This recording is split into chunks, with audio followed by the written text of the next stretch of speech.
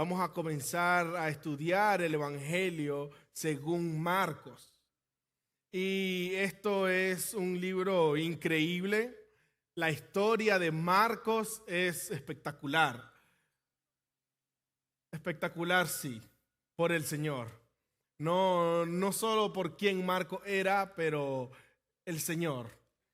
Y la frase que le hemos dado o el título que le hemos dado ha sido El camino del rey siervo, porque ciertamente es el rey, creador de todas las cosas, pero él nos mostró que siendo rey, también se hizo siervo. Entonces hoy ustedes dirían que vamos a estudiar los primeros versículos. No, solo vamos a estudiar un versículo. Marcos capítulo 1, versículo 1. Pero no se molesten en ir ahí ahorita, muy temprano. La noche está comenzando y hoy hay vigilia. ¿Por qué se ríen como nerviosos? Ok, tengo un bosquejo que les quiero compartir para que sepan qué es lo que lo que vamos a ver esta noche. Y en el bosquejo vamos a ver como el primer punto el autor y la intención, es decir, quién lo escribió, con qué intención.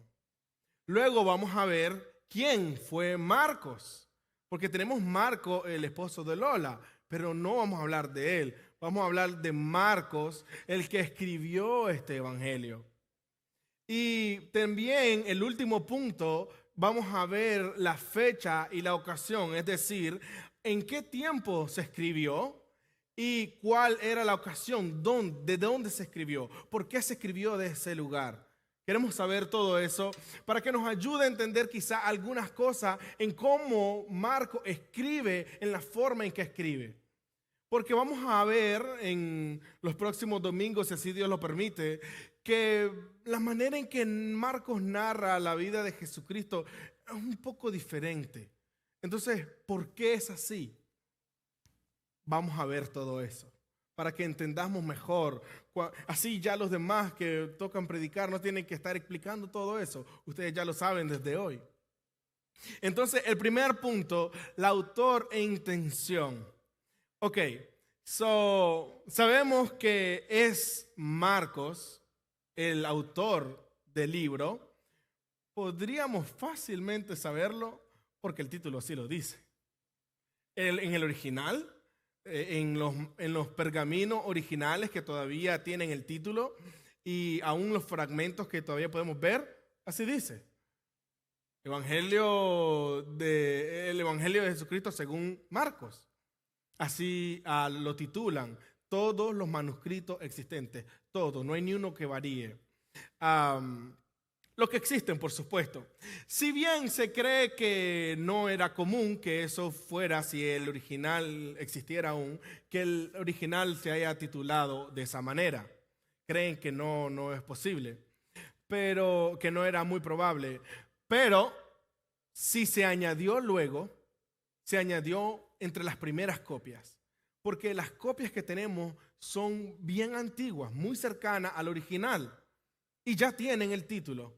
Entonces, si el título se le añadió entre las primeras copias. Así de fácil podemos saber que fue Marcos el que lo escribió. Ahora, es muy posible que fue Marcos el primero en escribir un evangelio. Es decir, entre Mateo, Marcos, Lucas y Juan, es muy posible que Marcos fue el primero. Y al compararlo con Mateo y Lucas, se considera que Marcos fue usado como la base del evangelio y por ende el nombre de sinóptico. Si se le llama evangelios sinópticos, es por eso, porque los tres tienen una misma estructura. Y el nombre, la palabra sinópticos del griego sin, ver, S-Y-N, significa ver, y opsis de junto, entonces significa ver junto. Cuando vemos los tres evangelios juntos, notamos que la estructura es idéntica. No necesariamente todas las palabras, pero la estructura de los evangelios son idénticas. Y al comparar los otros evangelios, Mateo y Lucas, con Marcos, vemos que ellos tomaron la estructura que Marcos sigue para ellos hacer el trabajo que ellos hicieron. Y eso lo van a ver si algún día el Señor nos da la oportunidad de estudiar Mateo. Pero como vamos a estudiar Marcos, nos seguimos enfocando en Marcos. Ahora, cuando meticulosamente compararon las similitudes de Mateo con Marcos, Mateo comparte hasta un 90% de las palabras que están en Marcos. De manera que él agarra secciones de Marcos y las copia tal cual, en el Evangelio de Mateo.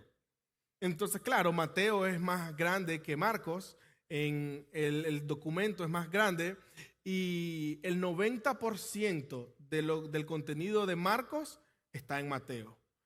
Y en la gran mayoría, palabra por palabra, en el orden que está. Por esta manera sabemos de que ellos tomaron a Marcos como base de su trabajo, ¿no? Ahora, de igual manera, creemos que Lucas también se apoyó en su trabajo. Y es interesante por la manera en que Lucas presenta su evangelio. En Lucas capítulo 1, versículo 3, él habla de esta manera. También a mí me ha parecido conveniente, también, ¿ok? También. A mí me ha parecido conveniente, después de haberlo investigado todo con diligencia desde el principio, escribírtela ordenadamente, excelentísimo Teófilo. Si usted está esperando un niño o alguien de su familia, un niño, Teófilo, qué bonito. Entonces, por esto creemos, y otras cosas que no me voy a tomar toda la noche explicando, que ellos tomaron a Marcos como la base de sus trabajos de la narración del Evangelio. Porque Lucas dice, a mí también me pareció. Ahora, Lucas, a diferencia de Marcos, es que Lucas se lo toma cronológicamente. Él dice desde el principio, porque él tiene cosas desde el principio, y lo narra en orden cronológico. A Marcos no le interesa darte el orden cronológico. ¿Tú crees que hay una sucesión de eventos cronológicamente? No tiene nada que ver. El uno no le sigue inmediatamente al otro. Aunque hay la palabra inmediatamente después de esto, no, ese inmediatamente no está tratando de demostrarte la sucesión de los eventos cronológicamente. Está tratando de demostrar la interacción de Jesús, la importancia que Jesús le da a la necesidad de la gente. Está tratando de mostrar el amor de Jesús y también el poder de Jesús, que de un lugar a otro, milagros, a donde Él iba, era todo sobrenatural. ¿No? Eso es lo que él quiere demostrar con la palabra inmediatamente, no una sucesión cronológica. Ahora, si Mateo y Lucas utilizaron el evangelio de Marcos, este sería el más antiguo, ¿no? Y no podría ser mucho después del año 70 después de Cristo. Porque si Lucas, que escribió Hechos, y los eventos en Hechos terminaron alrededor del año 62 después de Cristo, entonces no puede ser después de eso, porque Hechos sucede después del Evangelio de Lucas, porque Lucas escribió Lucas y Hechos. Entonces, si terminó Hechos en el año 62, el Evangelio de Marcos tiene que todavía ser un poco antes. Entonces, por ahí concluimos fecha. Al tomar una fecha y sacar estas deducciones no es así de fácil. Es como, bueno, la fecha fue tal cosa. ¿Por qué? Porque yo te lo digo. No, es una investigación grandísima la que se ha hecho a través de los tiempos, ¿no? Ahora, Marcos, como les digo, en su narración se muestra un poco simple y desorganizado. Y va a hacer sentido por qué. Y ustedes van a darse cuenta. Su interés no es transmitir ordenadamente la sucesión de los eventos en orden cronológico, sino darte esta importancia que Jesús tenía de cumplir su misión, de llevar a cabo la misión que Él tenía para con nosotros. Ese es el interés primordial que tiene Marcos en su manera de escribir este evangelio. Ahora, otra cosa que hay que notar es que el paso, la velocidad de la narración en el evangelio es rápida. Es como uno tras otro, uno tras otro, uno tras otro, uno tras otro. Y quizás puede ser porque esto se tenía que leer públicamente. Imagínate que yo te leo algo así súper detallado de la vida de Jesús. Antes de que Él nazca, tú ya te dormiste. Pues ya perdiste el interés, te dormiste. Quizá esto tiene que ver en la manera en que Él escribe. Él quiere que cuando esto se lea públicamente la gente esté atenta y escuche todas las maravillas que Jesucristo hizo. Y por eso la sucesión de las cosas en la manera en que Él las agrupa. Y tenemos ejemplo de esto en Marcos y Mateo. Por ejemplo, Marcos 5, 22 al 43, lo cual no lo voy a poner, son un montón de versículos. Y Mateo 9, 18 al 26 narran la misma historia. ¿Y cuál es? La de Jairo, su hija, que falleció, y va a pedir a Jesús que la resucite. Y en el camino se encuentran a la mujer que padece de flujo. Y ella es sanada. Es sanada y llegan a la casa de Jairo. Y en la casa de Jairo resucitan a la niña. ¿No? Esto es lo que narran estos versículos. Ok. Marcos toma 21 versículos para decirte toda esta historia. Mateo no le interesa decirte toda esta historia a como te la cuenta Marcos. Porque él solo toma 9 versículos. 9 versículos, mira, esto es lo que pasó. Tan. Marcos quiere mostrar más esa cercanía, ese interés de Jesús hacia las personas. Porque lo van a ver de que Marcos, él está más interesado en los hechos de Jesús. Sin embargo, Marcos, por el otro lado, estaba más interesado en las palabras de Jesús. Por eso cuando van a Mateo van a ver que hay más palabras de Jesús. En Marcos hay menos palabras de Jesús, pero más hechos de Jesús. Entonces, desde un principio él muestra esta intención de describirnos los poderosos milagros de Jesús, su amor por la gente, la reacción de todas las personas que lo conocieron. Y la estructura general del evangelio es súper sencilla. Marcos nos muestra la identidad de Jesús, porque nos dice de una quién es, nos da la opinión de la gente acerca de Jesús por las cosas que él hace, y nos muestra su jornada hacia Jerusalén, a donde iba a ser crucificado, ¿no? Y ahí, una vez en Jerusalén, nos describe su muerte, su sepultura y su resurrección. Entonces lo podríamos dividir en 3 grandes secciones, que sería la introducción, donde la gente, ¿y quién es este? Y estas cosas que hace.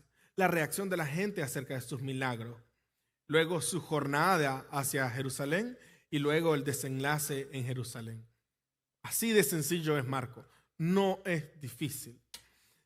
No es difícil de ver la estructura, de entender es profundo, ¿no? Recuerden que sencillo, simple no son sinónimos de superficial. Nunca son sinónimos. Pueden ser simples, pueden ser sencillos, pero muy profundo. Porque es la palabra de Dios. Ahora sí, eso fue el autor y la intención. Pero ahora vamos a entrar en lo que sería lo más interesante, en quién fue Marcos. Y aquí sí vamos a entrar en mucha palabra. Entonces, comencemos por el nombre de él, Marcos. Marcos es de origen latín, no griego, ni judío, latín, de Roma, ¿no? De Italia, de la península itálica. Y Marcos es un nombre común romano. Y era también común que los judíos tuvieran un nombre judío y un nombre cualquier otro, ya sea latín o griego. Y lo pueden ver eso también con Pablo. ¿No se llamaba él también Saulo? Ese era su nombre judío. Pero ¿cuál era su nombre gentil? Pablo. ¿No? Esto era algo común entre los judíos por la diversidad que ellos participaban en la cultura. Y para tener negocios con su pueblo son judíos, pero con estos otros, bueno, es que ni va a decir mi nombre bien. Cosas así, ¿no? Para que entiendan. Marcos entonces significa consagrado al dios Marte. El dios Marte es el dios de la guerra. Obviamente no es ningún dios, no es un ídolo de los romanos, pero eso es lo que es el nombre Marcos, consagrado al dios Marte. Hay otros quienes discuten que no viene de ahí, pero que discutan ellos, eso no es lo importante es la historia de Marcos, ¿no? Y de Marcos, este nombre, además de que significa eso, también llevaba el sentido de una persona fuerte, una persona valiente, ¿no? Eso es lo que denotaba ese nombre, Marcos. Era un hombre, un guerrero. Tú no le ponías, no sé, algún nombre, Tito, a alguien que lo vas a mandar a la guerra, ¿no? Marcos, fuerte. Entonces, esto es lo que denotaba ese nombre, valentía, fuerza. Pero de Marcos no sabemos mucho, sino hasta mucho después en la historia, en la Biblia. Por ejemplo, no sabemos nada de Marcos en el evangelio que él escribe. Dentro del evangelio de Marcos, ¿qué sabemos de Marcos? Nada.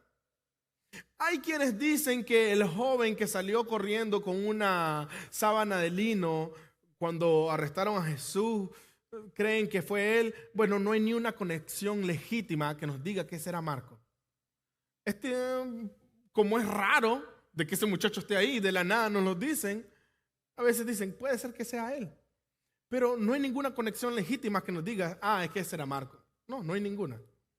Entonces, de Marcos no sabemos nada en su propio evangelio.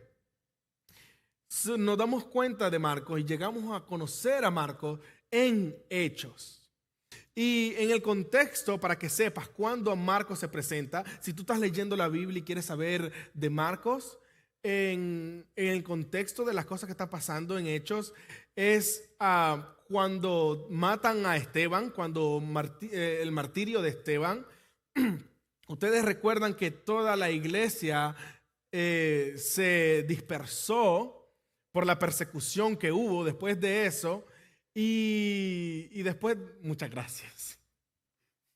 Y después de eso, hubo toda esta persecución y la gente se fueron hasta al norte, al sur, para todas partes se dispersaron. Y cuando habían judíos que descendieron de Jerusalén a Antioquía, por esa zona, predicaban solo a los judíos y no a los gentiles. Pero hubieron otros que con mucho valor comenzaron también a predicar en Antioquía a los griegos, o sea, a los gentiles. Y cuando llegó la noticia de esto a Jerusalén, de que el evangelio había sido predicado en estos otros lugares y también a los gentiles, y que muchos habían creído y que la iglesia en Antioquía era grandísima también, entonces mandan a alguien de Jerusalén. ¿Y a quién mandan? A Bernabé. Mandan a Bernabé a que vaya a ayudar a los hermanos que están en Antioquía. Y cuando Bernabé llega a Antioquía, él predica y comienza a afianzar a los hermanos que estaban ahí y a consolarlos. Y muchos más son añadidos a la iglesia. Entonces, alrededor de este tiempo es donde más o menos vamos a llegar a conocer a Marcos. Porque cuando Bernabé llega a Antioquía y comienza a servir por todo lo que está pasando, la iglesia está creciendo, se acuerda de su amigo, Pablo. Pablo está en Tarso. ¿Por qué Pablo está en Tarso? Porque estaban en Jerusalén juntos. Porque Pablo ya se había convertido y en Jerusalén lo querían matar. Entonces escapó de Jerusalén y se fue a Tarso. Tomó un barco y vámonos de aquí. Y se fue para Tarso. Entonces, cuando Bernabé baja a Antioquía, allá ayuda a los hermanos, hace la obra, se acuerda que Pablo está en Tarso, va a Tarso por Pablo, se regresa con Pablo a Antioquía y ahí los dos comienzan a servir. Uy, ya, hoy tenés un dúo dinámico. Ahora tenés a Pablo y a Bernabé predicando en esa iglesia. Esa iglesia estaba en fuego y candela todos los días. Eso no eran sermones de 40 minutos. Si ustedes saben de Pablo, uno se le durmió y se cayó. ¿Y qué hizo? No es hora de dormir, chiquitico. Lo levantó, resucitó y sigue la prédica. ¿No? Las prédicas estaban buenas, ¿no? Entonces esta iglesia estaba creciendo en la palabra, en el conocimiento. El Espíritu Santo había sido dado a los gentiles. Había mucha gente que creía. Este es el tiempo. Hay un profeta. Este profeta se llama Ágabo. Y él profetiza de que va a haber una hambruna en Judea. ¿Qué hacen los de Antioquía? No, reunamos billetes, reunamos dinero para mandar ofrenda a los que están en Judea. Porque si viene la hambruna, cuando llega, nosotros estamos preparados. ¿Y con quién mandan esta ofrenda? La mandan por mano de Bernabé y de Pablo. ¿Ok? Ok. ¿Por qué eso era importante? Porque apenas aquí es donde llegamos a conocer a Marcos por primera vez.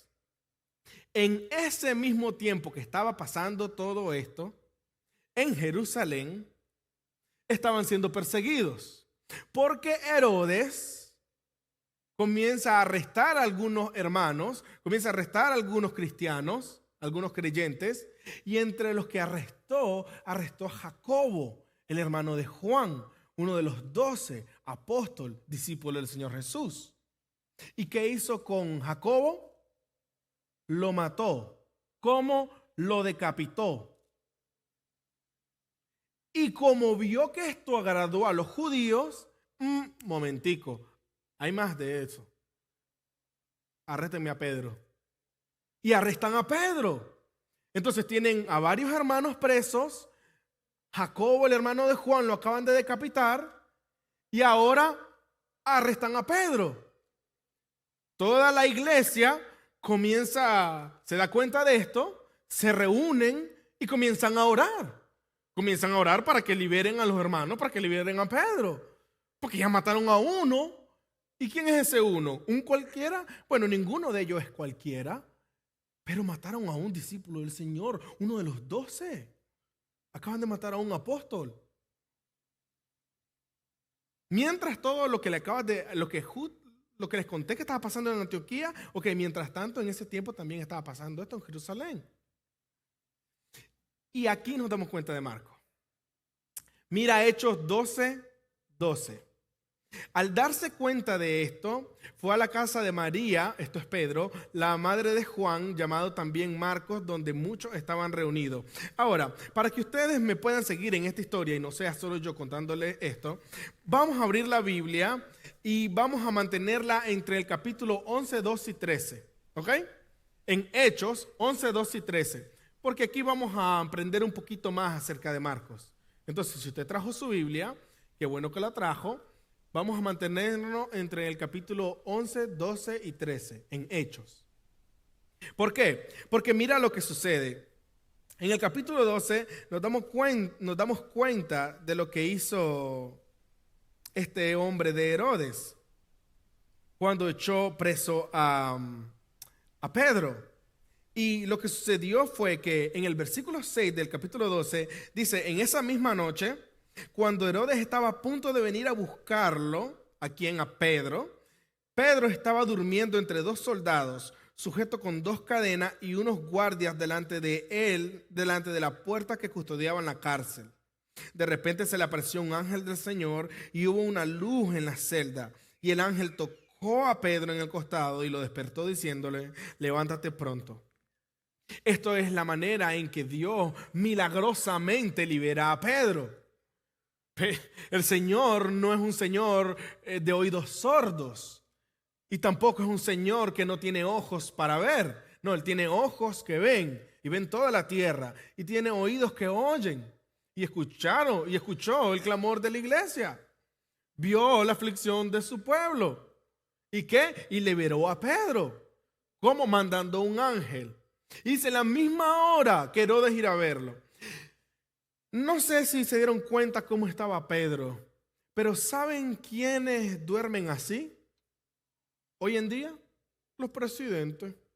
Solo los presidentes duermen así, rodeado hasta donde no es de soldados para que pueda dormir. Y quién sabe si se tiene que tomar pastillas, pero ese no es el punto. Rodeado de soldados. ¿Cómo estaba Pedro? Rodeado de soldados, pero no solo afuera, al lado, uno aquí y otro lado, y comparten las cadenas, como quien dice, tú no te vas porque yo estoy aquí. Y el otro aquí. O sea, Pedro no es una persona así como lo trataron como cualquier criminal. No, era tanto el problema que se podía meter, es tanto lo que está arriesgando Herodes, que pone mucha seguridad para que el pueblo no se rebele, porque él sabe que había pueblo, había muchos creyentes.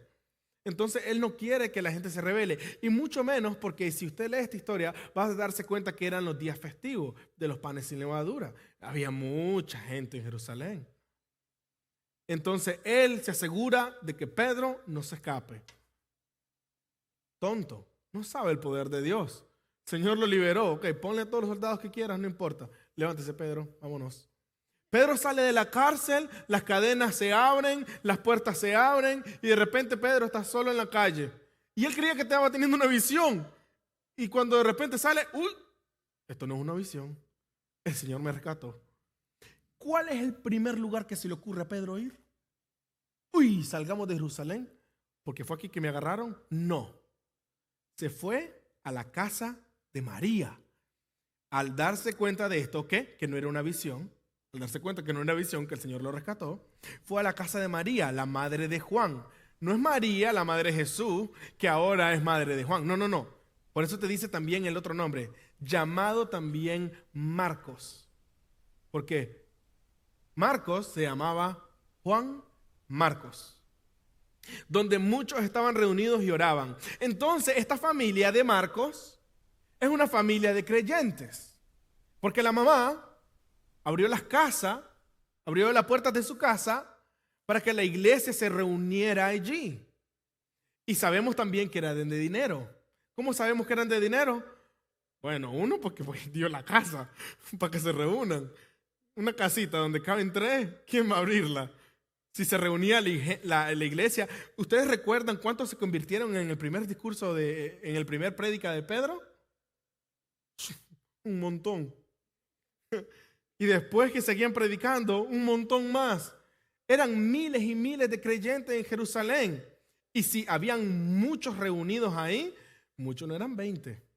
Muchos eran muchos. ¿Ok? Entonces esa casa era grande. Ellos tenían dinero. Esta es la familia de Marcos. Esto es lo único que sabemos de Marcos. Marcos estaba ahí, no lo sabemos. Solo sabemos que para saber que María, porque había 1000 Marías, la mamá de Juan Marcos. Y me imagino que los creyentes sabían quién era Juan Marcos. Porque para decir la mamá de Juan Marcos, si me dicen la mamá de tal, pero si el muchacho también, ¿qué voy a saber quién es? Pero si es un muchacho de referencia. Entonces, aquí esto es lo que está sucediendo. Ok, avancemos. Entonces, la iglesia se reunía en su casa. Era una familia querida, ¿no? Y muy posible que Pedro ya conocía a Marcos. Ya han pasado 11 años desde la resurrección del Señor hasta el arresto de Pedro.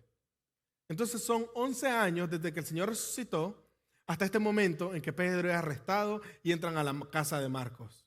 Entonces nos damos cuenta 11 años más tarde que Marcos existe. ¿Ok? Por este tiempo leemos que Bernabé y Saulo fue que comenzaron entonces cuando recogieron el dinero en Antioquía, descendieron para traer la ofrenda a Jerusalén. Cuando ellos descienden a traer la ofrenda, Mira la manera en que lo describe en el versículo 29 y 30 del capítulo 11, unos cuantos versículos atrás. Los discípulos, conforme a lo que cada uno tenía, determinaron enviar una ayuda a los hermanos que habitaban en Judea, y así lo hicieron, mandándolo a los ancianos por manos de Bernabé y de Saulo. ¿Ok? Estos hermanos descienden porque los de Antioquía los envían a Judea para que lleven esta ofrenda a Jerusalén. Entonces ellos van y descienden a Jerusalén. Y aquí ahora sí conocemos a Marcos por fin en persona.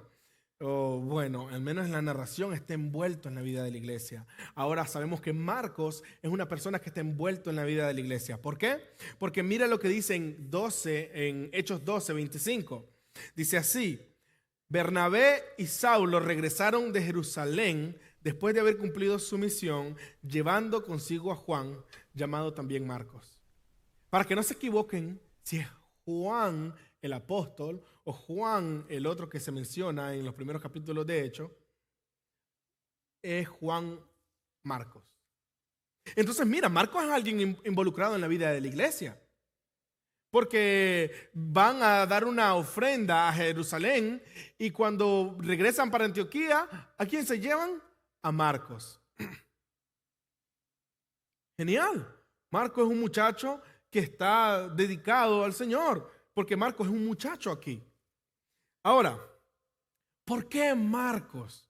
¿Por qué no a José? No sé quién era José, pero ¿por qué no José? ¿Por qué no otro Pedro? ¿Por qué Marcos? Tenemos unas cuantas cosas para considerar. Por ejemplo, Marcos era primo de Bernabé. No le estoy contando chismes, eso lo dice la Escritura. Por ejemplo, en Colosenses 4:10 dice así: Aristarco, mi compañero de prisión, les envía saludos. También Marcos, el primo de Bernabé. Bueno, por eso nos damos cuenta que Marcos era primo de Bernabé, porque nos lo dicen. Entonces, esa es una de las razones por qué quizás se llevaron a Marcos. De todas las personas que se podrían llevar, se llevaron ¿a quién? A Marcos. ¿Por qué? Porque eran primos con Bernabé. ¿Por qué no? Tengo un primo ahí que nos puede ser útil. Él sabe tocar la guitarra. No lo sé. Entonces, otra posibilidad es de que Marcos, como era levita, bueno, muy posible que Marcos era levita. ¿Y cómo vamos a saber eso? Otra vez, porque las palabras no nos dicen. ¿Cómo nos dice la palabra que Marcos podría ser levita? Bueno, no nos dice, puede ser que Marcos era levita, pero sí nos dice algo.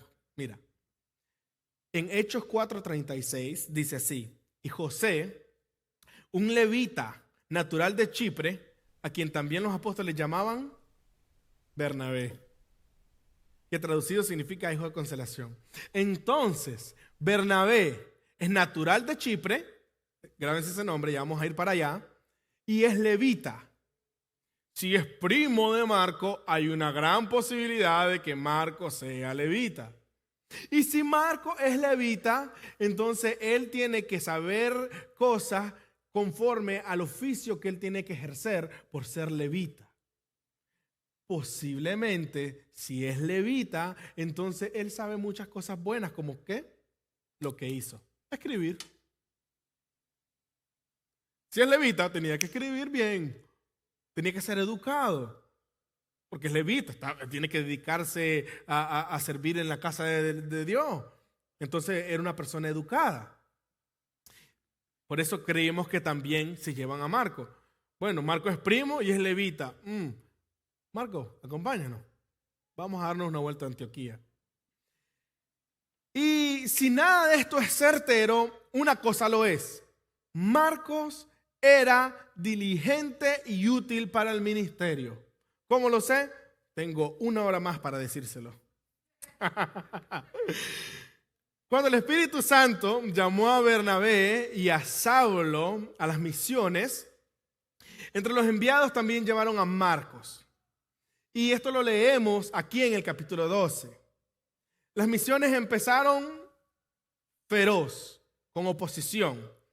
Pero, bueno, déjame que te lo explique. Empezaron con mucha oposición y había alguien que quería hacerle contrario. quería llevarles la contraria de todo lo que ellos estaban predicando, ¿no? Ahora, ¿cómo comienzan las misiones? Dice aquí la palabra que en el capítulo 13 de Hechos,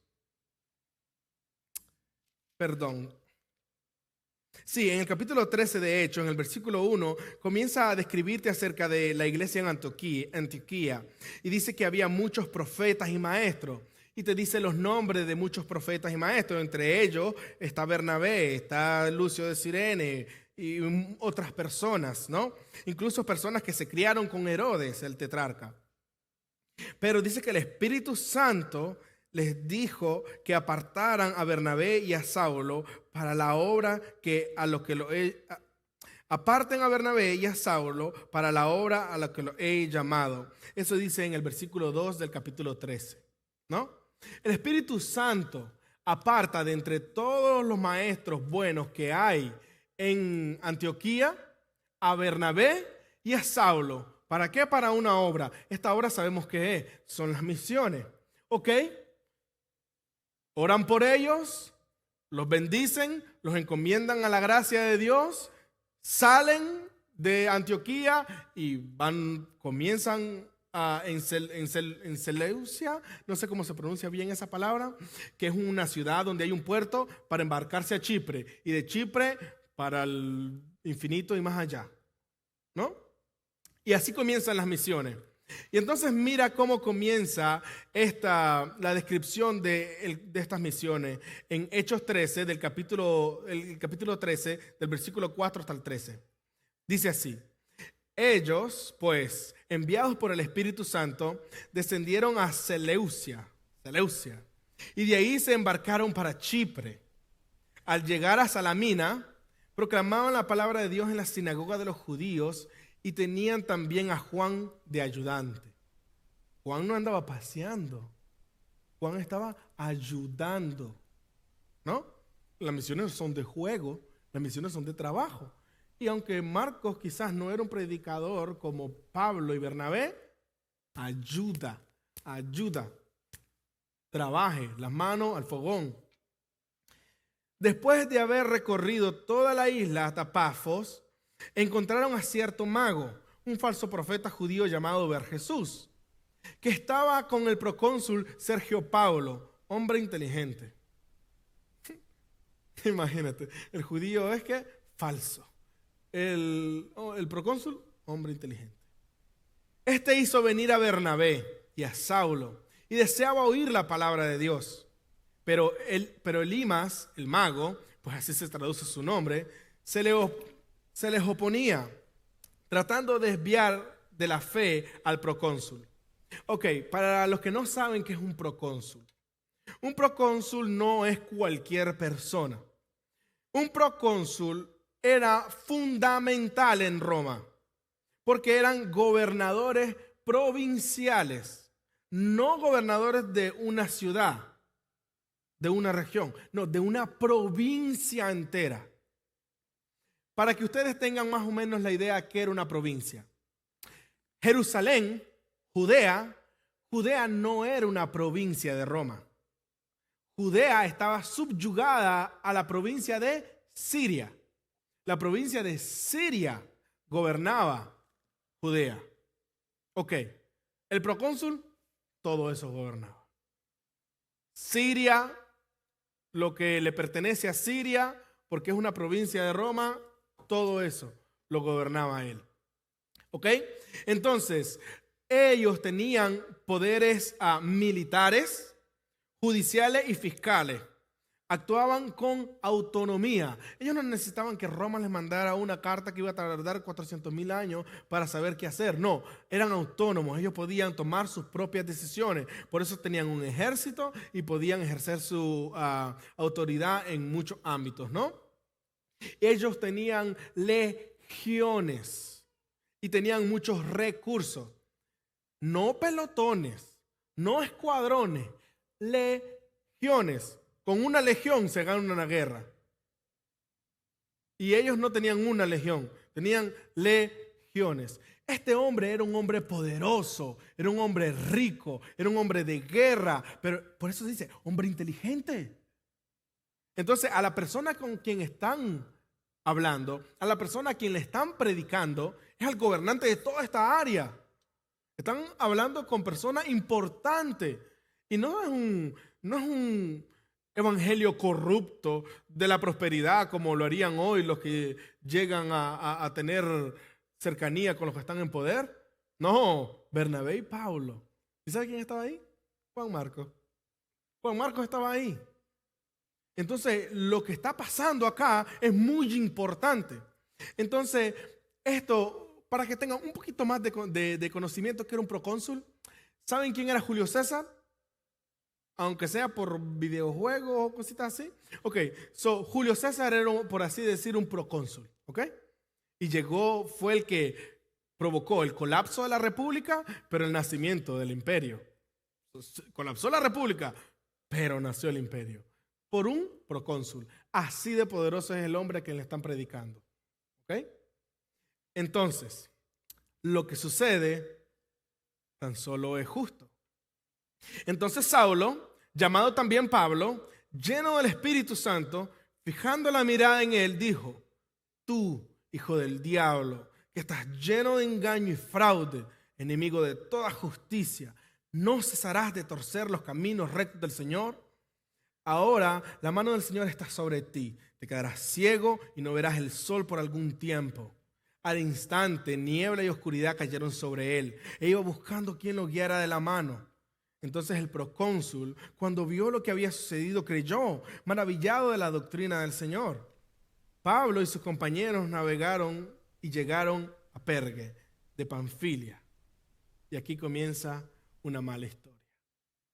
Pero Juan se apartó.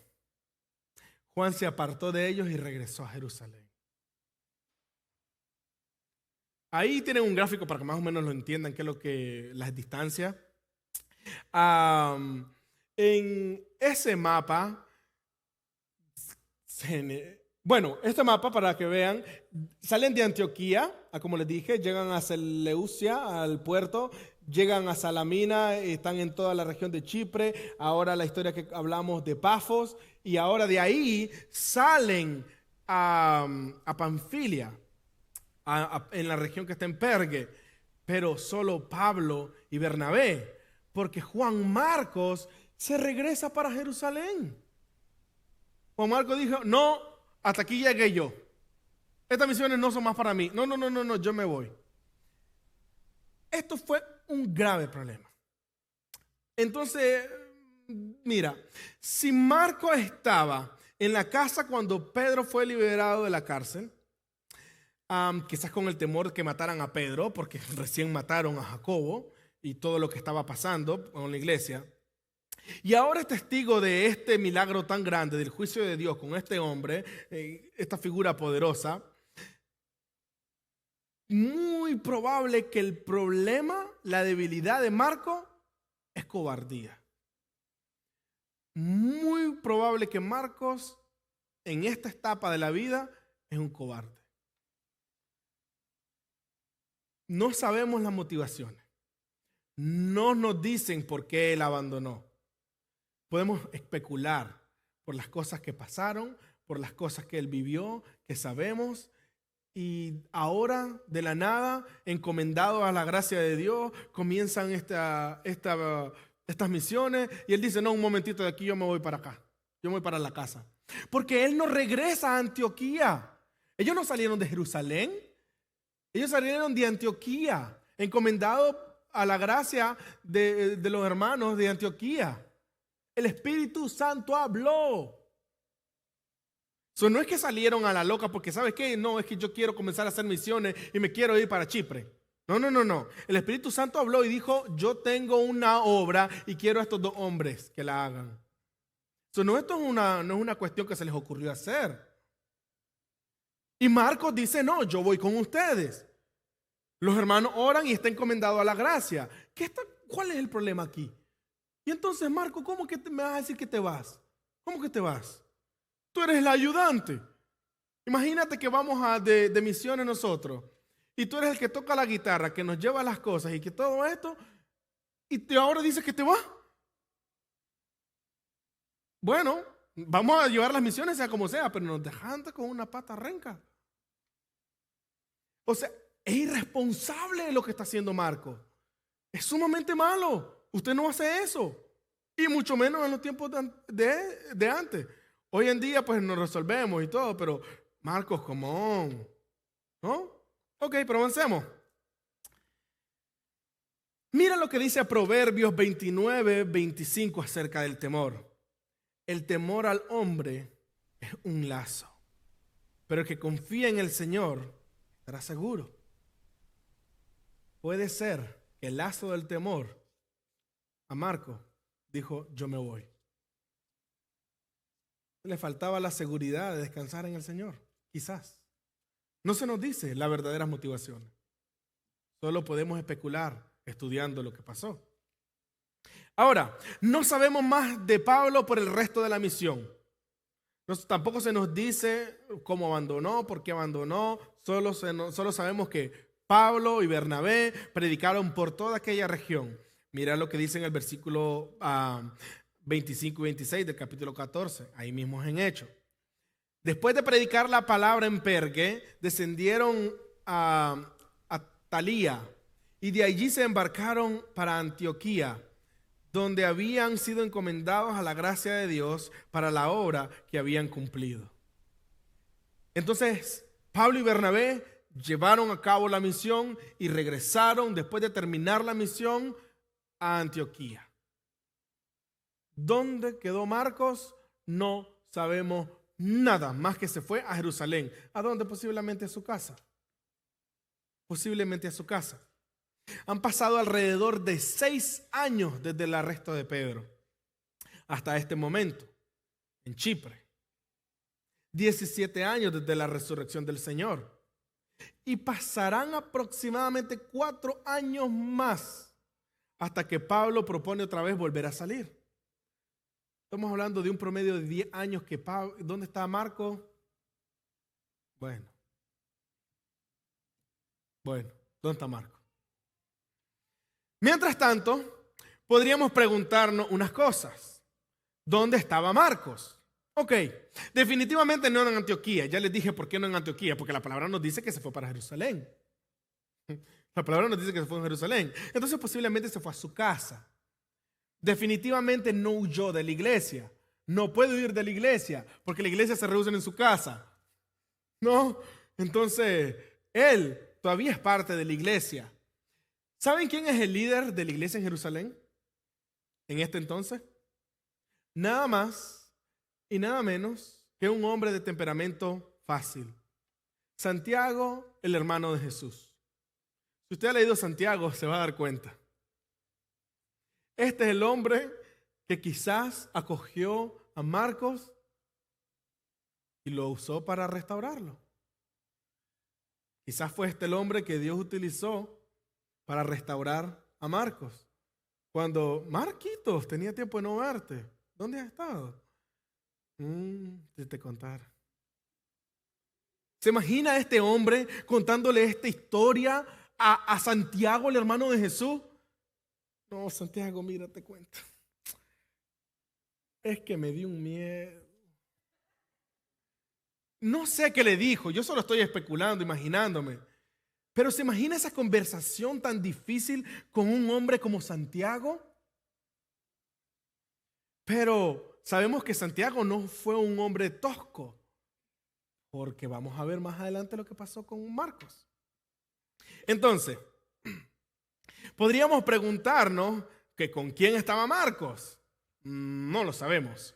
Pero también puede ser que ya que había pasado cierto tiempo, Pedro estaba en Jerusalén también. Es muy posible que Pedro también acogió a Marcos. Entonces tenemos 3 grandes hombres del Señor. Tenemos a Judas, que sabemos que estaba en Jerusalén. Sabemos que Pedro posiblemente estaba en Jerusalén y Santiago, que era el líder de la iglesia, estaba en Jerusalén. Habían 3 grandes hombres que podían acoger a Marcos en su grave error de salir. Ese man ni siquiera fue a dar la cara a Antioquía y decir, discúlpenme, miren, hice este error. No, se fue para su casa y es lejísimo. No es que le voy a llamar una llamada telefónica a los hermanos que están allá para que sepan cómo estoy. Ellos creen que Marcos todavía sigue de misiones y él está en su casa.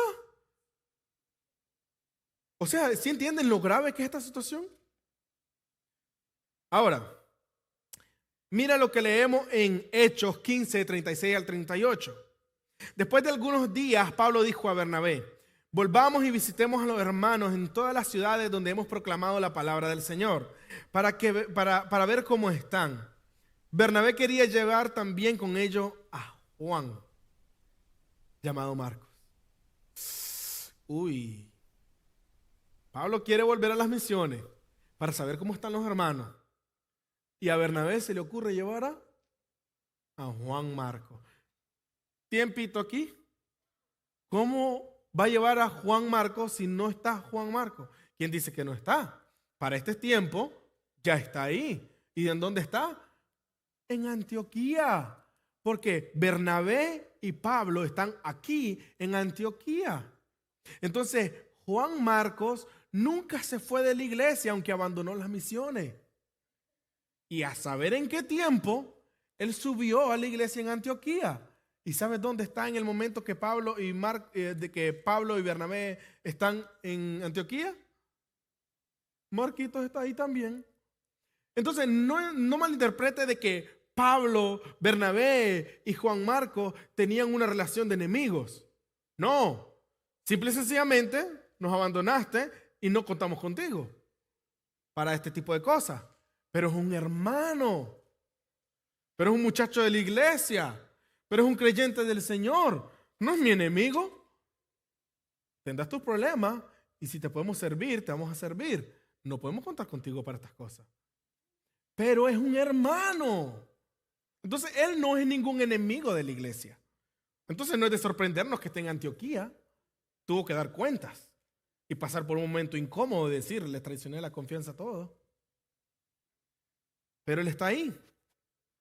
Mira, versículo 37, que él quería llevar a su primo otra vez. Pero Pablo consideraba que no debían llevar consigo a quien lo había desertado. Esa palabra es fuerte. Desertado. No. No. Desertado. ¿Qué le voy a decir que es desertado? En Panfilia y no los había acompañado en la obra. Ok.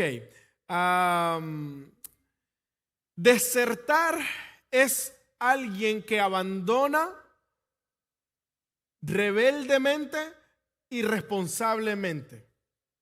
¿No? Eso es lo que sería desertar. Claro, se utilizaba en un ámbito militar, cuando un soldado se rompía las filas y se iba para salvar su vida. Bueno, eso era desertar. ¿Por qué? Por rebeldía, por irresponsable. No puedes dejar a tu amigo ahí que están contando contigo para no morir. ¿Ok? Eso es lo que dice Pablo de Marcos. Nos dejó morir. Este muchacho es irresponsable. No es apto para las misiones. Este muchacho es rebelde. No es apto para las misiones. No está diciendo él no es creyente. Él está diciendo este muchacho no tiene lo que se tiene que tener para que vaya con nosotros a otra misión. No, Bernabé, lo siento mucho, no. ¿Y no me cree? Bueno, la discusión entre Pablo y Bernabé a causa de Marcos se describe como un desacuerdo tan grande. Y cual haya sido la razón, que no la sabemos, por la que Marcos desertó, fue lo suficientemente grave para dividir a Pablo y a Bernabé. ¿Por qué? Porque Bernabé sí optó por Marcos y se fue para Chipre. Y Pablo dice, ¿tú te vas para Chipre? Gracias, muy bien, vete por ese lado, yo me voy por el otro. Y Pablo se fue por el otro lado y se fue con Silas. Hay un mapa para que más o menos lo vean, para que no solo se lo estén imaginando, acerca de los caminos que ellos tomaron. Y ahí está el mapa, si lo pueden ver. Pero la línea verde, los que pueden ver ese verde, la que está arriba, esa línea verde es la que Pablo tomó con Silas, ¿ok? Y esa es la que salió de Antioquía hacia las iglesias, pero por la parte de arriba sin tomar los barcos que tomaron Bernabé y Marcos, que se fueron por la misma ruta para Chipre, ¿no? Entonces, esa es la división que ellos tomaron. Fueron a las mismas iglesias que fueron la primera vez, pero por lugares opuestos. Porque si tú te vas con él, yo no voy contigo. Vete tú solo. Vete tú con él. No es que como le dice que te vaya mal. Él está diciendo, no, yo con él no voy. Y si tú vas con él, entonces vayan ustedes juntos. Y yo me voy con este otro por el otro lado. ¿Y saben qué? Nunca más, bueno, no nunca más, pero un buen tiempo, por muchos años, no volvemos a saber otra vez de Marcos. ¿Qué hicieron en Chipre? No lo sabemos. ¿Saben quién era de Chipre? Bernabé. Quizás predicaron en toda esa área. No lo sabemos. No sabemos qué pasó en Chipre. La historia sigue narrándola con Pablo. La historia sigue con Pablo, con Silas, cuando se fueron para aquella área. ¿No? Ahora, pasan 10 largos años hasta que volvemos a saber de Marcos. Y ahora, como ya lo habíamos mencionado anteriormente, sabemos que él está ahora con Pablo y con Bernabé. Ahora, cuando volvemos a saber de él 10 años más tarde, está con Pablo. ¿Ven que no son enemigos? Tenía su problema, pero ahora están juntos otra vez. 10 años. 10. ¿Ok? ¿Cómo? Ya leímos Colosenses 4 al 10. Aristarco, mi compañero de prisión, les envía saludos. También Marcos, el primo de Bernabé. Marcos estaba con ellos en Roma, porque esta carta a los colosenses se escribe desde Roma. ¿Y sabe quién está ahí sirviendo a Pablo? Marquito. Marquito está sirviendo ahí a Pablo en Roma mientras está preso. Ahora, Marcos mostró la responsabilidad y dedicación adecuada para no volver a cometer el mismo error. Trabajó diligentemente a como era distintivo de él. A Marcos se le conoce como un ayudador. Hermano, si usted dice, ay, es que yo no sé cuál es mi don, no sé cuál es mi talento. Vea, Marcos no se tardó en saber si tenía talento o don o esto y lo otro. ¿Sabe qué? Yo lo ayudo. Yo le colaboro. Diría un buen colombiano, yo le colaboro ahí. Sí, colaborador. Él ayudaba. ¿Qué se necesita hacer? Mira, necesitamos hacer 20 hoyos para poner estas estacas ahí para que no nos caiga la lluvia, porque vamos a estar aquí un buen tiempo. No te preocupes, ¿dónde está el pico y la pala? Ese era Marcos, ayudador. Lo que sea que se tenía que ayudar, ayudaba. Entonces, si usted quizás piensa, ¿dónde puedo servir yo en la iglesia? Quizás no sabe sus dones y sus talentos. Ayude mientras los descubre, porque si se tarda 30 años en descubrirlo, ¿qué? ¿No ayudó en esos 30 años? No, ayude. Sea un ayudador, sea un colaborador en la iglesia. Así como Marcos. Marcos, un colaborador. Tenemos un evangelio de él. Imagínate qué privilegio. Bueno, ahora, sabemos que él no se quedó allí, que no solo fue irresponsable, que fue rebelde, pero no se quedó así. No, ahora él era más parecido al maestro. Ahora era más parecido a Jesús. Mira, Filemón 24. No es que tenga 24 capítulos, es que solo tiene un capítulo, entonces el versículo 24 de una sola vez. ¿Para qué decir capítulo? Filemón 24 dice así: también Marcos, Aristarco, Demas y Lucas, mis colaboradores. ¡Oh! Pablo le está diciendo a Marcos colaborador. La misión que hizo Pablo no es una misión cualquiera. ¿Cuántos libros hemos estudiado ya de Pablo? Claro, aquí la estrella siempre va a ser el Señor de la gloria. A lo que estamos hablando es este gran obrero de Dios, Pablo. ¿Y qué dice Pablo de Marco? Mi colaborador. Ese muchacho cómo me ha colaborado. Ese muchacho cómo ha puesto el pecho para ayudarme. Marcos. Sí. Porque los errores, nuestras fallas, no nos definen. ¿Qué nos define? Jaimito da una clase, se llama Mi identidad en Cristo. Eso nos define. Mi identidad es Cristo. Eso me define. No mi pecado, no mi error. Me define Cristo. Y a Pablo no lo definió su cobardía, a Marcos no lo definió su cobardía. No lo definió su rebeldía. No lo definió de que haya fallado horriblemente a la iglesia, a la obra que el Señor encomendó. No, eso no lo define a Marcos. Porque el Señor restaura, porque el Señor perdona, porque el Señor levanta. Pues no levantó a Marcos, no estamos leyendo que dice Pablo mi colaborador. Marcos mi colaborador. Genial, hermosísimo. Ahora mira, no solo eso. Al final de su vida, ¿de quién? De Pablo. Pablo dice algo.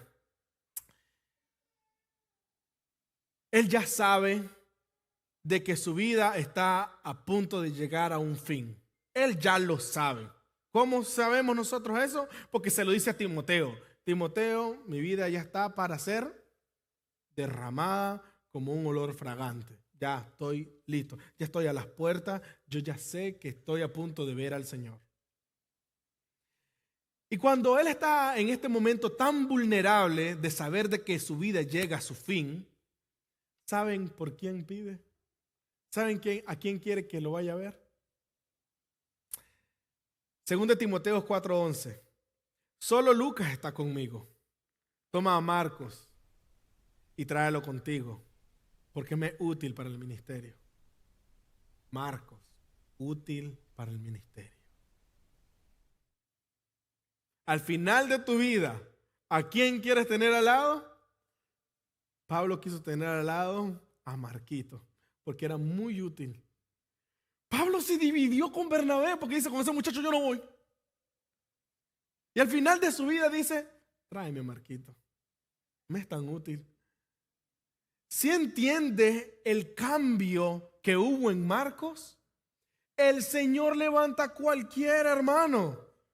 No que yo he cometido este error, que yo he hecho esto.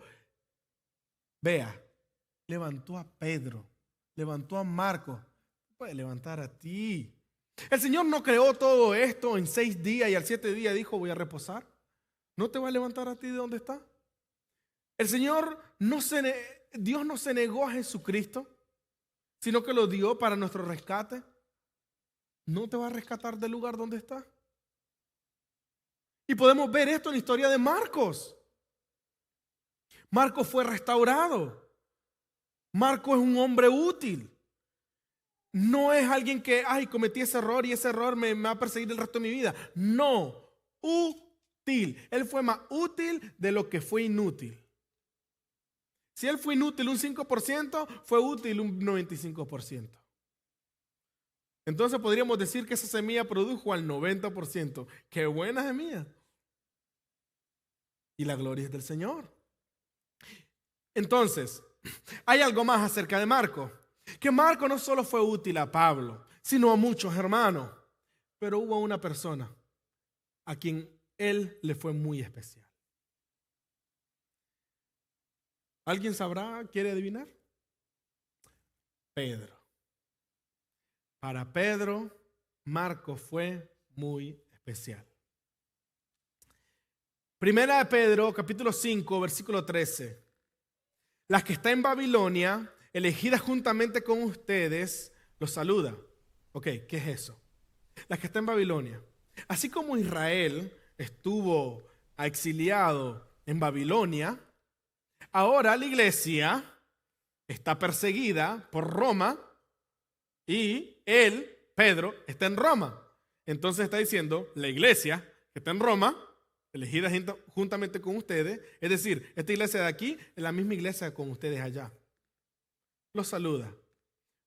Es código que los cristianos entienden. ¿Por qué? Porque ¿cómo va a decir quiénes, dónde? ¿Para que los persigan más? No, que no son ningunos tontos. El Señor no dijo, cuando haya persecución, mira, pónteles enfrente para que te persigan y te maten. No, cuando los persigan en una ciudad, huyan a la otra. No huyendo como quien solo huye por rescatar su vida, no, predicando el evangelio también. ¿No? No dice, métasele ahí para que lo martiricen, no. Entonces aquí Pedro tampoco va a poner en peligro la vida de todo el mundo, entonces habla en código. La que está en Babilonia, es decir, la iglesia, elegida juntamente con ustedes, son la misma iglesia, aunque estén en lugares diferentes, los saluda. Y también mi hijo, Marcos. Y esto es una historia hermosa. ¿Saben por qué? Porque se la voy a contar rápido. Mira en Lucas 22, 61, 22. Perdón, Lucas 22, 61 al 62. Pedro ya se le había dicho que él iba a negar al Señor, porque él le dice, Señor, hasta la muerte te voy a seguir. De ti nadie me aparta. Si yo tengo que morir contigo, pues yo muero contigo.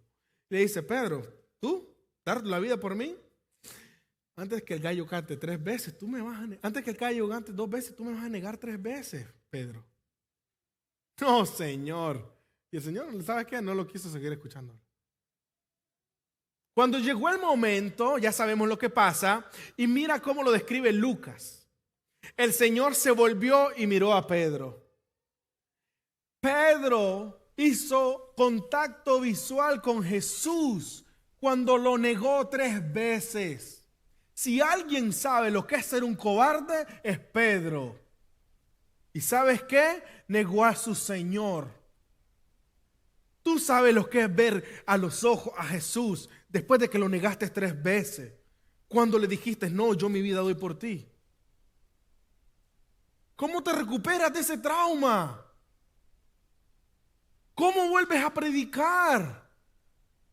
¿Cómo vas a ser testigo? Él te miró a los ojos cuando tú lo negaste 3 veces. Te miró a los ojos. Así te quedó viendo.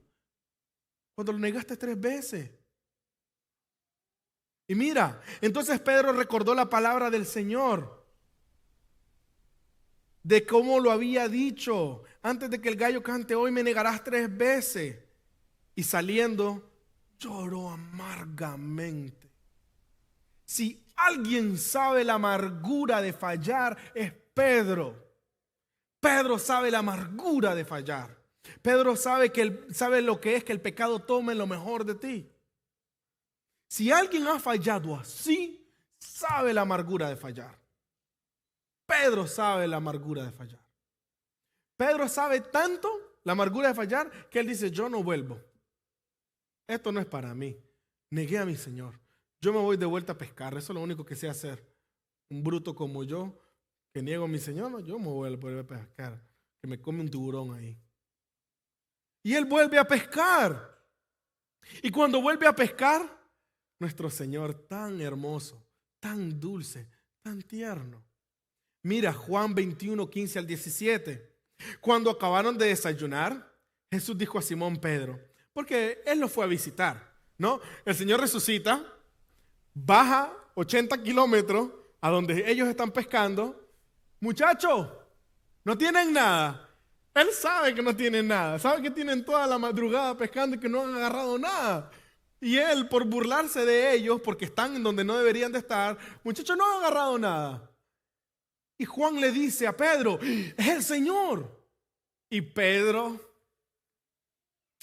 se quita la ropa, se tira, sale nadando y se va a ver a su Señor, desesperado. El Señor al que él negó, al Señor al que él vio que los crucificaron, el Señor que él vio que los sepultaron. Ahora está ahí en la playa.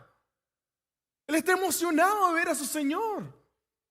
Desayunan. Hay un chiste que dicen, ¿saben cómo Jesucristo cocina? Solo lo dice, desayuno. Entonces así este pescado estaba en la playa. Dice que después que ellos terminaron de desayunar, Jesús dijo a Simón Pedro, Simón, hijo de Juan, ¿me amas más que a estos? Sí, Señor. ¿Tú sabes que te quiero? Le contestó Pedro. Jesús le dijo, apacienta mis corderos. Ojo con eso, atención a eso. Volvió a decirle por segunda vez, Simón, hijo de Juan, ¿me amas? Sí, Señor, tú sabes que te quiero. Le contestó Pedro. Jesús le dijo, pastorea mis ovejas. Jesús le dijo por tercera vez, Simón, hijo de Juan, ¿quieres? ¿Me quieres? Pedro se entristeció porque la tercera vez le dijo, ¿me quieres? Ya no me ama, aunque sea, ¿me quieres? Y le respondió, Señor, tú lo sabes todo. Tú sabes que te quiero.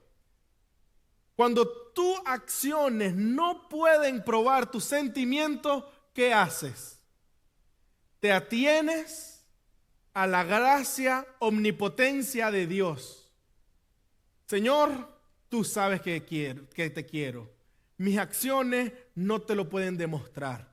Pero tú que sabes todas las cosas, tú sabes que yo te quiero. Apacienta mi oveja, le dijo Jesús. Ahora, mira qué hermoso esto. Apacienta mis ovejas. Sabemos que Pedro estaba por esos lados de Jerusalén cuando Marcos desertó y fue para Jerusalén. Pedro llama a Marcos de hijo. Yo conozco a Edgar por ya cierto tiempo, pero a Edgar jamás lo voy a llamar de mi hijo. No tenemos esa relación. Solo puedo llamar de hijo a alguien que tenga esa relación como lo tendría un padre con un hijo. Esa es la cercanía que tiene Pedro con Marcos. Pedro supo pastorear a Marcos. Un personaje como Pedro, que sabe la amargura de fallar al Señor, una vez restituido también supo cómo pastorear a los que han fallado como él. ¿Y saben a quién restauró? A Marquitos. Marquitos fue restaurado a través de Pedro por el Señor. Y Pedro es un hombre útil. ¿Pedro murió como el tonto que de vez en cuando vimos cometer errores en los evangelios? No. Pedro murió como un mártir y no negó a su Señor. Y sabemos mucho de Pedro como el apóstol. ¡Wow! Pedro supo pastorear a una persona que cometió errores que también él había cometido. Así deberíamos de ser nosotros. Cuando pasamos por circunstancias, Señor, ¿por qué paso por esto? Quizás nunca vas a saber el por qué. Pero lo que aprendiste, utilízalo para pastorear a otros. Quizás tú eres un Pedro para un Marcos que vendrá después. ¿Pero qué vas a hacer? ¿Vas a dejar pasar el tiempo? ¿O vas aunque sea a ser como Marcos y colaborar? ¿No? Un detalle extra para que sepan es que hay un hombre que se llamaba Papías, él era de Hierápolis y fue obispo de esa iglesia. Él vivió entre los años 60 al 130 después de Cristo. Él es considerado un padre de la iglesia porque es la iglesia del primer siglo. Los mismos creyentes que estaban vivos que conocieron a Jesús. Y él mismo fue un discípulo de los apóstoles. Es decir, que él conoció al apóstol Juan y fue discípulo de Juan. También conoció a otro discípulo del Señor llamado Aristo. Aristo no está en la Biblia, pero lo conocemos en la historia de la iglesia. Y también conocía a las hijas de Felipe, el evangelista. Este era este hombre Papías. ¿Saben qué dice Papías acerca de Pedro y Marcos? Él dice esto. Y el anciano solía decir esto: Marcos se convirtió en intérprete intérprete de Pedro, y escribió con precisión todo lo que recordaba, aunque no en orden cronológico, de las cosas dichas y hechas por el Señor, pues no había oído al Señor ni lo había seguido, sino que más tarde siguió a Pedro, quien impartía enseñanza según la necesidad, pero sin ordenar sistemáticamente las palabras del Señor. Por lo tanto, Marcos no cometió ningún error al escribir los hechos tal como los recordaba. Su único propósito era no omitir nada de lo que había oído y no hacer declaración falsa. Papías, que conoció a muchos de estos hombres, que vivió cercano a estos tiempos, cuando él revisa el Evangelio de Marcos, él vivió entre los años 60 y 130. Este lo revisó cuando esa tinta todavía estaba fresca. Revisa este documento y él dice, ¿saben qué? Marcos se le decía que era el intérprete de Pedro. Caminaban juntos. Pedro supo restaurar a Marcos. Pedro fue el pastor de Marcos. Cuando Marcos se desapareció, Pedro era quien lo pastoreaba. Y Marcos llegó a ser un gran hombre. Tenemos un evangelio de él. Para terminar, ya lo saben, la fecha y la ocasión. Se cree que fue el primer evangelio escrito, como les dije, y posiblemente a mediados de los años 60, debido a las explicaciones que hay a través del evangelio, de las costumbres judías y de los dichos judíos, sabemos que no fue escrito para los judíos, sino para los gentiles. Porque ¿por qué le voy a explicar a un judío lo que ya sabe? No, le voy a explicar a alguien que no sabe lo que los judíos saben. Y sabemos que esto se escribió en Roma. ¿Por qué se escribió en Roma? Porque Pedro murió en Roma. Porque Pablo murió en Roma. Y porque desde Roma Pedro saluda a la iglesia y Marcos estaba con él. Y la manera en que Marcos escribe pareciera que es para la iglesia que estaba en Roma y en toda la región. Y dice así, Marcos 1:1, principio del evangelio de Jesucristo, el Mesías, Hijo de Dios. Todo este documento es el evangelio. Desde el versículo 1 hasta el capítulo 16, todo Marcos es el evangelio. Así que por todos los domingos que nos tomemos y nos tardemos en predicar Marcos, agárrese, porque todos los domingos son domingos de evangelio. Evangelio de Jesucristo, el Hijo de Dios. Narrado por alguien como tú y como yo. Tú también puedes ser útil para el Señor. Oremos. Padre, te damos gracias por esta noche. Te damos gracias por tu palabra y por tu misericordia. Gracias porque tú eres bueno, porque tú eres restaurador, porque tú eres nuestro abogado, que cuando confesamos nuestro pecado, tú nos lavas de él, tú nos perdonas, tú nos restituyes. Gracias por ser tan generoso. Gracias por ser tan amoroso. Gracias, Señor Jesucristo, por haber utilizado a un muchacho como Marcos, débil, en un tiempo irresponsable y rebelde, pero ahora recibimos un glorioso evangelio escrito de su mano, porque así tú lo utilizaste, pudiendo utilizar a alguien grande y de renombre. Utilizaste a un vil y miserable, a Marcos, porque así te complace a ti utilizar al pequeño para hacer cosas grandes, porque no somos nosotros, sino tú que estás en nosotros. Y a ti sea toda la gloria, a ti sea toda la honra por los siglos en tu iglesia para siempre, en Cristo Jesús. Amén y amén. La buena obra que empezó en mí será fiel en completarla.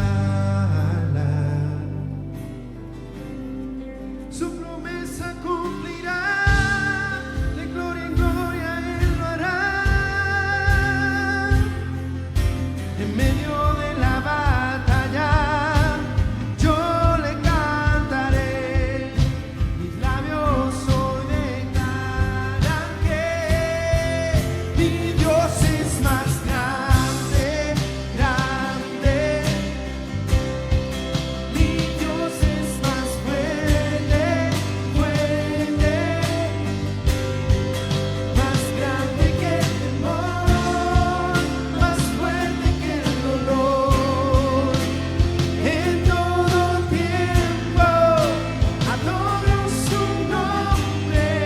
Mi Dios es más grande, grande. Amén. Mi Dios es más fuerte, fuerte, más grande que el temor, más fuerte que el dolor. En todo tiempo adoro su nombre. En todo tiempo adoro su nombre. En todo tiempo adoro su nombre. Aleluya. Tenemos algo muy importante que queremos conectar exactamente con el mensaje y es el video del Pastor Joel. Amén. Regáleme 9 minuticos, por favor, para escuchar a nuestro pastor, para que está exactamente lo que hemos enseñado hoy, ¿no? Misiones. Así que ánimo. Vamos con todo. Olá família, bendiciones, saludo muy especial desde Portugal. Renata y yo estamos muy agradecidos al Señor por sus oraciones, por el apoyo a nosotros y han sido días de muchos retos, desafíos, pero muchas oportunidades. Estos días estamos, como ustedes ya lo saben, servindo a aquele Señor, apoyando a Pastor José aqui em Portugal, com a plantação de igreja, juntamente com sua esposa Eunice, um serviço muito lindo e todo que o Senhor está fazendo através dessa pareja na plantação dessa igreja aqui em Lisboa. Também tivemos a oportunidade de visitar a Pastor Miguel, vocês viram o vídeo, em Espanha, e o trabalho e a obra dele, Senhor, sigue avançando.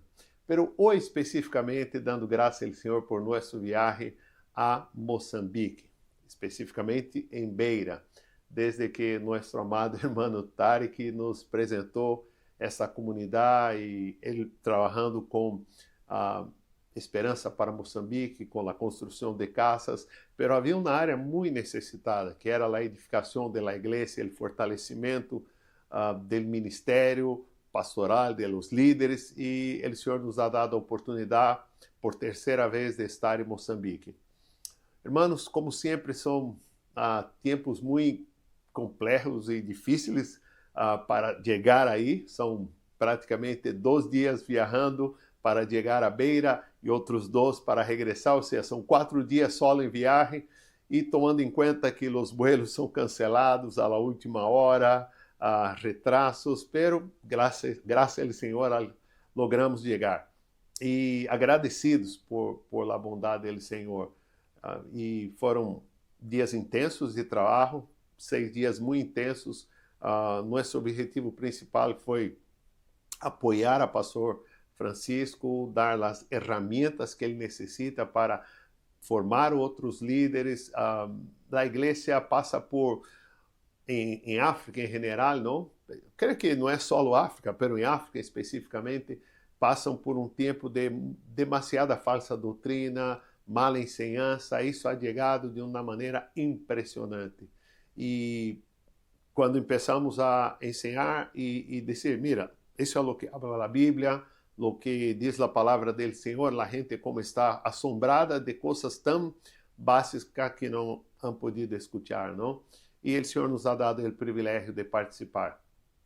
También tuvimos tiempo de reunirnos com os líderes. Então, durante o dia, tomávamos tempo especificamente estudando e mentoreando a pastor Francisco, que é o líder principal, para que vocês tenham ideia, são como aproximadamente como 100 igrejas que estão no entorno. Tivemos a oportunidade de visitar uma dessas igrejas e foi o vídeo que vocês já ouviram aí compartilhando. E essa igreja reúne cerca de quase 200 pessoas e não tem onde reunir, está em um lugar muito apretado e com muito malas condições. Sei que muitos se gozaram do vídeo onde estávamos dançando aí, não? Pero essa gente estava dançando a 40 graus centígrados. Isso é muito caliente, e se não mais. Pero com o desejo de ouvir da palavra. Ou seja, o mesmo amor que ensinaram e demonstraram por la alabanza, por la adoração, foi o tempo de ouvir da palavra de Deus, ser ensinados em la palavra de Deus e agradecidos porque ustedes han enviado a nós para estar aí. De maneira prática, hemos tenido a oportunidade de apoiar a pastor Francisco e a comunidade a já começar a ser o teto para o lugar onde os niños se reúnem, não só para a escola bíblica, para comer, para reforço escolar, e aí tem classes de inglês também. E agora em África é tempo de muita lluvia e demasiado caliente o lugar, e eles estavam afuera, não tem essa cobertura. Então já começaram, pronto, vamos ter algumas fotos para que possam ver de lo que já está passando. As calles estão muito malas, e pastor Francisco tem um carro que é como uma van para apoiar e buscar gente, para apoiar a comunidade. E imagínate, hasta quando há um enterro, aí muitas vezes se levam o defunto, não, em esse carro. Então, é para todo esse carro. E não é fácil, a verdade é que não é fácil. E teníamos um desejo de que o pastor Francisco pudesse ter um carro, porque às vezes mover com esse carro é muito difícil por las condições. E hemos logrado, para a glória dele, Senhor, com suas ofrendas, apoiamos os niños, apoiamos a igreja, apoiamos com recursos que eram necessários para servir melhor ao Senhor. E essa foi uma bendição extra, não ter um carro para o pastor. Também, pastor José, estive fazendo um trabalho muito bonito com a equipe de alabança e compartilhando a visão bíblica de adoração. Então, foram 2 períodos muito interessantes. Um período em que tive a oportunidade de falar de lo que é a alabança ao Senhor biblicamente. Eles têm algo que é muito espontâneo e natural, que é a maneira de adorar, de celebrar o Senhor, e lo fazem muito bem. E foi como aproveitar o que eles têm de melhor, de essa alegria, esse gosto, espontaneidade na adoração, e como fazê-lo, não de la melhor maneira, que é a maneira bíblica. Então, foi 2 momentos muito especiais, falando de los recursos para uma boa adoração bíblica, pero também com recursos que puderam melhorar um pouco a estrutura. Há muitas dificuldades, hermanos, o sonido, micrófonos, coisas que é muito difícil. E todo o que falamos de estrutura física, de prédio, ou seja, de um edifício para reunir-se. Essa igreja que subimos, que falei com vocês, do pastor João, pastor que está em uma área que se chama Ishop, e esse lugar estavam adorando ao Senhor, e depois de um serviço de alabança, a gente se foi, pessoal de ouvir, e se caiu todo o edifício que tinham. E esse tempo já estavam buscando recursos para construir um novo local. Então, agora tem que volver a fazê-lo, e eles querem fazê-lo, irmãos, e creio que de alguma maneira nós também podemos, melhor dizendo, não podemos ajudá-los. Creio que podemos ajudá-los, e quero animá-los a involucrar-se. Vou compartilhar mais Deus mediante, quando regressarmos. Pero a obra sigue, tem outro viagem à Espanha antes de regressar aos Estados Unidos para estar com o pastor Miguel. E pastor Miguel está em um processo muito interessante de tudo que o Senhor está fazendo. Estão chegando espanhóis à igreja, hermano. Gente que não só latinos em Espanha, pero chegando espanhóis. E aqui também em Portugal, alcançando portugueses também. Não só brasileiros, portugueses também. Isso é um tremendo testemunho. E pido oração a vocês. Há um grupo, um desejo de começar um grupo, por agora, um grupo de vida em Espanha, ok? Perdão, em Itália, ok? Desejo de começar um grupo em Itália. Orem por esses irmãos e pronto, vou compartilhar mais com vocês. Por agora é isto. Muito que o Senhor está fazendo. Estamos felizes, contentes, agradecidos ao Senhor por vocês, pastor Jaime, todo o liderazgo e a maneira como seguem adelante, aunque com neve, com tantas dificuldades, pero seguem adelante. Nos queremos muito e se Deus quer, pronto nos veremos. Bendiciones, família. Bye. Amén. Olá, família. Otra vez se saluda. Gracias por su paciencia. Quiero rescatar algo. Hoy lo que el Señor nos ha dado a través de la introducción de Marcos, lo de misiones, lo que el pastor está haciendo en Mozambique. Amados, allá los servicios son largos, porque hay un hambre de Dios impresionante, no porque ellos se quieran extender, ¿okay? Porque hay un hambre de aprender, un hambre de conocimiento, de conocer a Dios y de crecer en Él. Hay veces nuestros servicios son muy cortos, son de 1 hora y 40, 1 hora y 30, y estamos como desesperados. Mañana tengo que madrugar. Amados, preocúpese por el día de hoy y esté atento a lo que Dios tiene para usted, amén. Y disfrute cada momento que Dios le da. Gócese, porque hoy tenemos libertad de congregarnos. Van a haber momentos que tal vez no lo vamos a tener. Entonces, gracias por su paciencia. Quiero animarlos a que sirvan al Señor, ¿ok? A que se conecten con lo que Dios tiene con cada uno de ustedes. Dios los bendiga, los quiero mucho, que Dios los lleve con bien.